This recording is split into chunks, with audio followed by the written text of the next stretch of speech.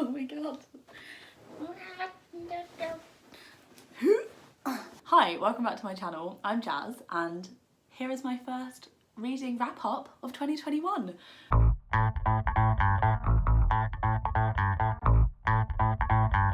If you're new to my channel, in about October, I started doing my wrap ups in a bit more of a vlog style. They're not really vlogs, but I kind of document my thoughts after finishing the book, whether that's immediately after or I've like left it for a day to think about if I need to, sort of vibe, or if I've forgotten.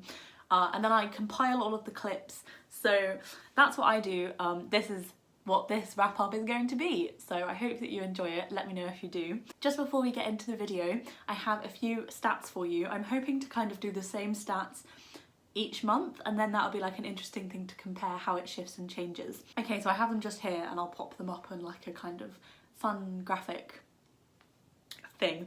Okay, so in January I read 5 books and that was a total of 912 pages. I forgot to check the audiobook, but they were both about 10 hours. So, and then 20 hours of listening time. What I thought would also be interesting throughout the month is to track my own TBR. I've got my own TBR on a spreadsheet now, so I thought it'd be interesting to see what it is at the beginning of the month and what it is at the end of the month and see how it changes. A bit like Emma does with balancing the books, which I'll link below, Emma from Drinking by My Shelf. Right, so my TBR at the start of the month / the start of 2021, oh my god, is 108 books. And my TBR at the end of the month, so this takes into account if I've unhauled any books, it adds it up if I buy a book, and obviously it takes them away if I read them from my own TBR. So my end of the month owned TBR is 105 books, so I read 3 from my own TBR this month. Not bad. So a quick breakdown, I read 3 print books and 2 audiobooks. All of the books I read this month were fiction, but I do have a few non-fiction on the go, but I just haven't finished them yet. Okay, and then the last stats in terms of authors, I read 3 authors of colour and 2 white authors this month. I read 4 female authors and 1 male author. I didn't read any trans authors this month, and in terms of if an author is generally LGBTQ+ or queer, obviously that's a really hard thing to sort of track because like some authors are not openly out and not openly queer. So I think what I'm going to do is kind of mark it down if I know that they're openly queer, but it's not going to be like a obviously 100% thing because identities shift and change and it's just more flexible than a spreadsheet, you know. But in terms of openly queer authors, I did not read any openly queer authors this month. So next month. Okay, that is my stats. I hope you enjoyed. Let's go straight into the very first book that I read this month. I hope you enjoy. Bye. Hello, good morning, good afternoon, good evening, wherever you are. This is the first book I finished in 2021. I finished this on the 8th of January. I didn't read that much at the beginning, I was just kind of mulling. But it's a few days later now and I've reflected on this book quite a lot. I haven't really stopped thinking about it actually. You know when you like are in transition and it's hard to sink into the next book because your head is still in the last book? It's that. So, The Year After You by Nina de Pass is a book all about grief. This is funny actually, I didn't look too much going into this about what it was about. I thought it was an adult novel. It's a young adult novel, which is silly because it's published by Ink Road and they're a young adult imprint, so I should have known that. So we follow Cara and she moves to a young adult... What? She moves to a young adult boarding school. We follow Cara and she moves to a boarding school in Switzerland after the death of her best friend. The way that this book explored grief was so good. Like, it was so complex, like not straightforward, and then the way that other characters interacted with Cara in terms of her grief, and like the way that like certain characters would like question what she was doing and it's like not a clear-cut answer because it's so complicated, was really interesting. And also especially like the anxieties that can come from like a traumatic incident, that was like explored really well. And like there was, I like folded down so many pages, like there were so many parts where exploring and explaining like yeah, I know that this doesn't make sense. I know that this anxiety that I'm having right now makes absolutely no sense. It was so interesting. And also it really explores blame and grief, and specifically around like a car accident. There are trigger warnings for mentions of suicide, a car accident, grief and death.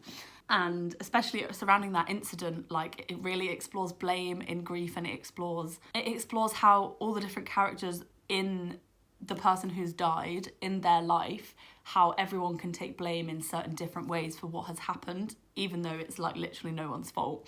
And it's just beautiful. It's like a really beautiful book. Also the characters, so much depth, so much dimension. Like I thought one of the side characters, Hector, I thought he was so annoying at the beginning, but he actually has so much depth as you go throughout, and they all like such good character development. There is a little romance, and I actually think it was really nice. It was really like, I think this book could have been like a book about grief and she gets fixed by like a romance, which is disgusting.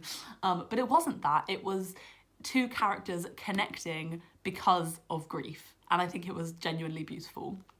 And I would really recommend this book. Okay, on to the next read. This is a coaster, because I've just finished an audiobook, which is not something I can physically have. Okay, so this morning I finished my audiobook of This Green and Pleasant Land by Ayisha Malik. I really enjoyed this one. It took me a long time to like listen to it, but that's mostly like situational because there's not a lot of time at the moment being at home where I'm listening to an audiobook, but yeah, I really enjoyed it. It is set in a small English village called Babel's End. We follow Bilal and Mariam. Right at the beginning of the book, Bilal's mum passes away, and on her deathbed, she kind of talks to Bilal and requests as like her dying wish for him to build a mosque in Babel's End, in this small village outside of Birmingham.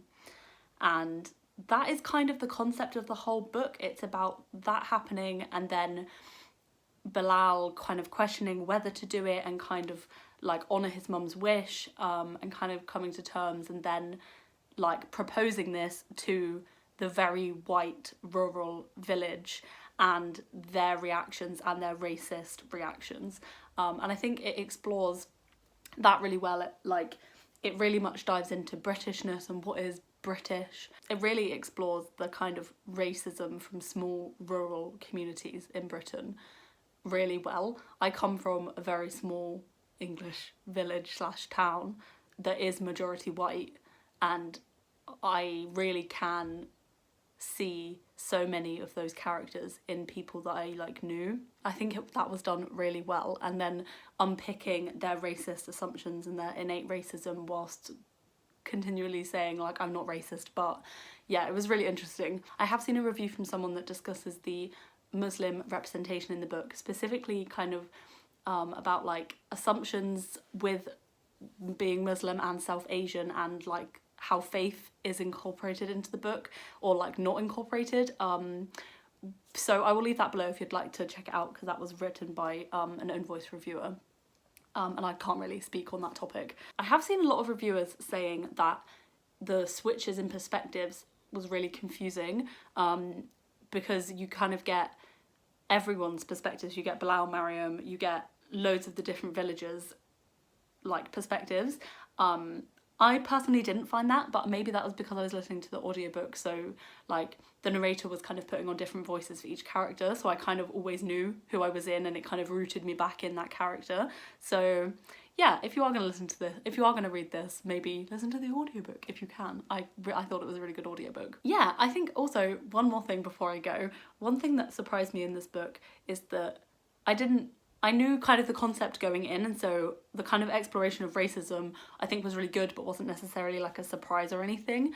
But what I did find surprising was Bilal and Mariam's relationship, their marriage. It really explores marriage and relationships and love and kind of like the complexities of marriage, which is not something I knew it was going to explore. And I think it was explored really well. It was really interesting. Didn't just paint them as like this perfect couple, like very much not the case. And then it also explores grief throughout as well, which was really interesting and kind of different sides of grief as well. So yeah, overall, I really liked this one. I saw it recommended on Lena Norm's channel, so thank you for the recommendation, Lena. On to the next one. Hello, okay, so it is the 18th today, but I finished this book, The White Tiger by Aravind Adiga, on the 16th of January. So funnily enough, Lois picked this book for me for my January TBR. If you haven't seen that, I'll link it above, but slowly making my way through a TBR, which is very wild for me. And funnily enough, there's actually a film adaptation of The White Tiger coming out on Netflix on like the 22nd, so I'll definitely be giving that a watch. That's just very weird timing, and I didn't know that was coming, so that's really exciting. This book was so interesting. It's very much not what I expected, but I'm not sure what I expected. We follow Balram Halwai. I'm not too sure if I've pronounced that correctly, so sorry if I haven't. He is a servant in India, and we follow him as he writes a letter to the president of China. The whole book is kind of written in this format where he's writing this letter to the Chinese president. And we follow him as he kind of describes how he went from being a servant to an entrepreneur and a murderer along the way. Don't think that's a spoiler because that happens quite early on. We find that out quite early on. And yeah, it's a really interesting book. It's really weird to say that he was like a funny narrator. Like, it was really dark, but the humour was really dark and witty and kind of like, yeah, I really enjoyed the humour of the book. I think it came across in a really great tone. I also really enjoyed the commentary. The whole book is set in India, and it talks a lot about the caste system and the politics and corruption of India. Balram works for this family that run like an illegal coal business, and so it talks a lot about politics and corruption, and I think the commentary of that was so interesting and so well done. And again, with the way it like the way that the commentary came across with the humour as well, made it like a really good book. Also, it was really fast paced because there's that element of like, why have you murdered someone? I want to know the situation. So it's really fast paced. I finished it really quickly. It's really like quite a page turner. Overall, I really liked this book. I gave it 4 stars. I just didn't feel like a 5-star for me, but I really enjoyed it. And I have Last Man in Tower by Aravind Adiga somewhere on my shelves, so I'll definitely be getting to that soon. And I'm excited to watch the adaptation. So yeah, that is this one. On to the next one. Bye. Is anyone surprised that I've diverted off my TBR? Is anyone surprised? I'm not surprised. Hi, I'm on a quick break from work, and I thought it would be a perfect opportunity to quickly tell you about this book for 2 minutes. Before I do, I feel like I should explain this. This is a picture of my dog when he got his head stuck in a watering can. He's fine. I find it really funny. It brings me joy. I love having it as my background. Let's move on. So I've got super into roller skating at the moment. I'm really enjoying it. I will insert some clips. I was gonna roller skate whilst reviewing this book, but it's snowy, so I can't do that. But I made a review on Reels, which was really fun, so you can check that out on my Instagram if you like. This was a reread for me, so this is Roller Girl by Victoria Jamieson. It is a middle grade graphic novel, and it's just so sweet. So this is the art style, kind of quite comic-y. This is a story about Astrid. We follow her as she discovers roller derby, and it's all about her like aspirations for wanting to like join and do roller derby. The book is really heavily focused on, obviously, roller derby, I don't know, but also friendship. That's like the main thing of the book. It really discusses best friends, and like, I think one of the main messages I think this book is trying to talk about is letting your friends shine in the spotlight and kind of taking a step back and supporting them. And I really loved that. I think it's a really lovely message to be giving across in a middle grade.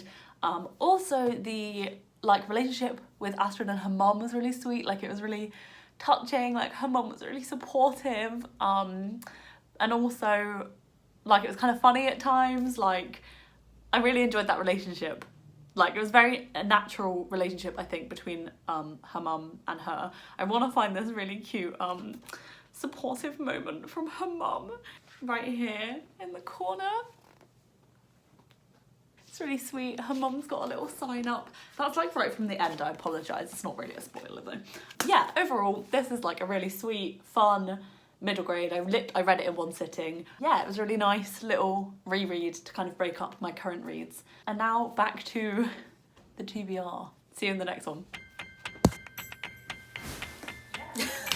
Hello, I hope that you're appreciating every single angle. I feel like I'm trying to give you basically every single angle of this entire house, just to keep things fresh, as if I'm going places. I'm not. Hello, I was just editing that clip and I literally couldn't not say this. This is so clearly why I need a front-facing, like, a camera with a thing where I can see what I look like, because that angle is actually ridiculous. You can see like half from like here and then like 6,000 things at the top. I'm sorry. Maybe I'll invest in a camera this year. We'll see. Okay, back to me. Okay, so I'm here to talk to you about the very last book that I finished in January. January is a very strange month, but let's talk about the book first. So I can't remember what day it is, but I'll put it on the screen. Because this is a few days after now, and the very final book I finished was an audiobook, and that is It's Not Like It's a Secret by Misa Suguira. I really enjoyed This Time Will Be Different by Misa Suguira, and so I was excited to read this one because there was also an FF romance involved. I love it. Overall, I think I enjoyed this. I think, oh, it's so hard. I think I'm going to give it a 4 stars. At one point I was like, I'm not enjoying this book, but then I really enjoyed it. It's very confusing. This follows Sana, and her family move from like middle America to California to side America, and it's like a YA contemporary, so it's very much about her like integrating into her new school. It's very family focused as well, and I really enjoy that because Misa Suguira's other book was really family focused, so I'm really excited to just keep reading all of her books. I really enjoy them. I think part of the reason why I was a bit like is because a major plot point of this is like surrounding cheating, which is just like, I don't know, I just wasn't expecting it, and it was really interesting, but yeah, there's some information for you. So Sana as a character is really frustrating, but like very, I think, realistic as a teenager character. She makes some very questionable choices, but like, as you do as a teenager. And I really enjoyed the FF romance. I would say don't go into this thinking it's like, yay, a fluffy FF romance. Like, it's not a fluffy FF romance. Although there are some really sweet moments. Yeah, it's not just fluff. It's definitely not just fluff. Another thing I really enjoyed about this book is the discussions it had in relation to race, specifically between different racial minorities. So it kind of spoke about different prejudices against Mexican Americans and Japanese Americans, and there are definitely a few scenes that are really heavy in racism and prejudice against Mexican Americans, but I do think they were challenged within the text, whether that was like outright called out or in subtext. I think they were challenged, and I think that whole conversation was really interesting. Also, I really enjoyed the family aspect. I think the way that Misa Suguira writes family dynamics, very complex and very, very interesting, and I really enjoyed the relationship between her mum and her dad and how they differ and change throughout. So yeah, that was the last book I read. I enjoyed it and I would recommend it. It was a weird month because at the end of the month I don't know, I've been reading the same like 4 books. It feels like weeks. I don't really know, I think my head is in a bit of a bad space in that sense, but you know, look out for those in February because I definitely will end up finishing them in February. Just unfortunately couldn't fit them into January, but does that matter? No, it doesn't. I also want to say I'm sorry to anyone that had watched my January TBR and was like eagerly awaiting a review. This is why I don't make TBRs. I was really excited to do that collab with Lois, and I was like, it's gonna make me read from my TBR. And I read some from my TBR, and then I was like, ooh, I need to read something else. I don't know. I feel boxed in. But the other books that were on that TBR are Love and Colour, The Unlikely Adventures of the Shergill Sisters, and Exit West. Oh god, I've done terribly. And Us Against You. Exit West, I'm definitely going to be reading soon, so that should be in my February wrap-up. We'll see. Love and Colour I'm currently reading, so stay tuned for that one, early February. And then The Unlikely Adventures of the Shergill Sisters, also want to read soon. Us Against You, I'm very excited for it, but so what actually happened was I started reading a different Backman book in January instead of that one, so I might leave that maybe a month and then pick it up in like March or something. Anyway, so that's me. Thank you so much for watching. If you watched all the way to the end, thanks so much.